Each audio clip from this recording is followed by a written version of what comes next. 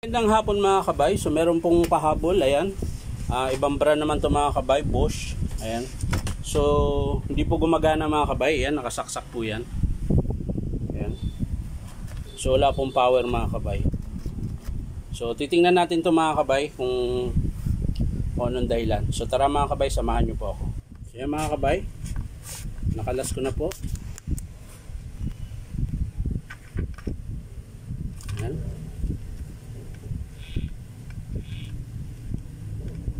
So sabi niya mga kabay, carbon lang daw. So titingnan natin yung carbon niya. Pero bago yan mga kabay, titest muna natin yung kanyang cord. Baka may putol. So yan, ito yung cord niya mga kabay.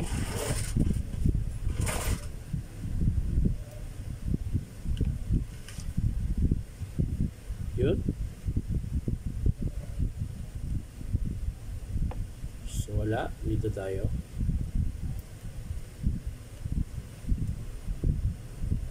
Wala rin mga kabay. So walang contact pareho. Ulitin na natin, baka hindi naman hindi naman naka-on mga kabay. Yan naman pala eh. So yan mga kabay, meron. Lipat natin sa kabila. So dito yung kanina, ito yun siya. Yun mga kabay, wala pong contact tong isa. Ayan. Baka carbon lang po ito mga kabay. So iniwan pa ni sir. Sana inantay niya na lang.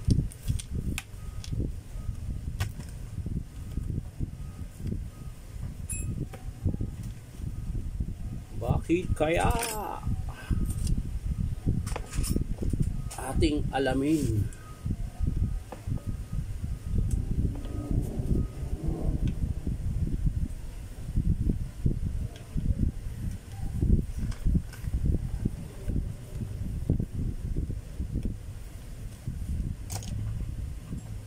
Yun o, putol po mga kabay.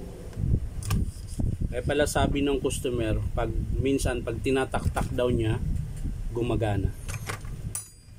So puputulin natin yan mga kabay. Subukan natin dito.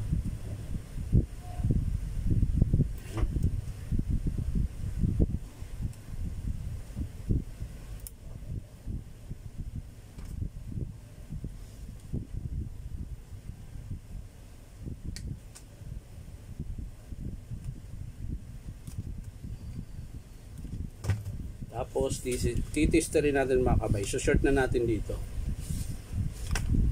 Yan.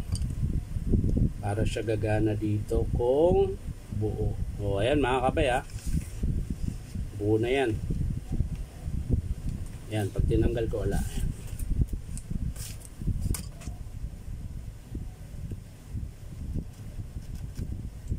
So titesting natin ngayon mga kabay.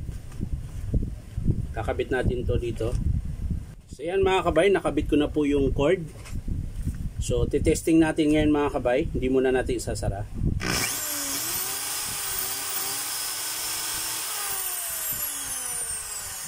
So gumagana siya mga kabay. Pero i-check din natin yung carbon kung mahaba pa o maiksi na. So i-check natin yung carbon brush.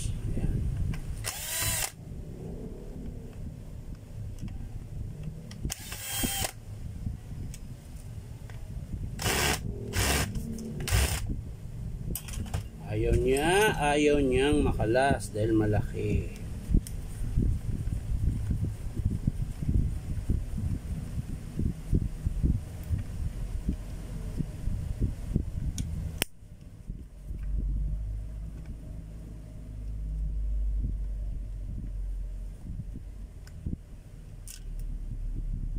So yan mga kabay, mahaba pa po yung carbon niya, ayan.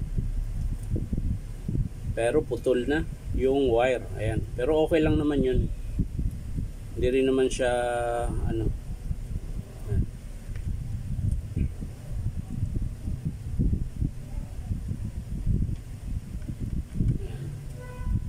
So ibabalik natin mga kabay, mahaba pa yung carbon. Lagpas pa po sa kalahati. Putol lang yung wire niya.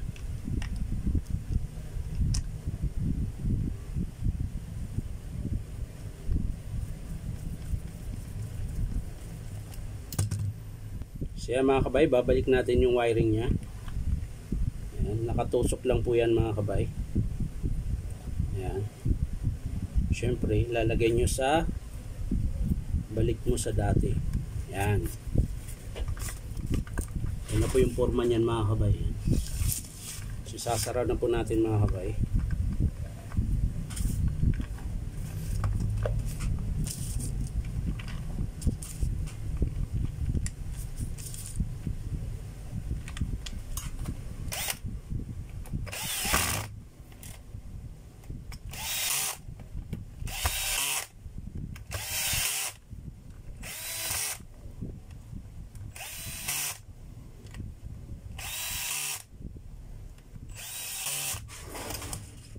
So yun na mga kabay, testing natin ulit.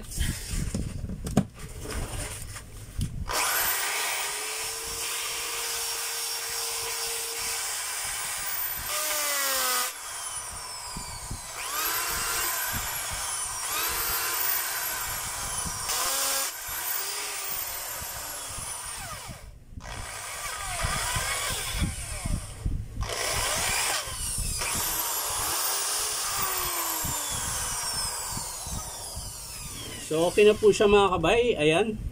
Bali wiring lang po ang sira nung Bosch na grinder. May hammer siya, may variable, may reverse. Ayan. Ito po yung old model na Bosch mga kabay. Ayan.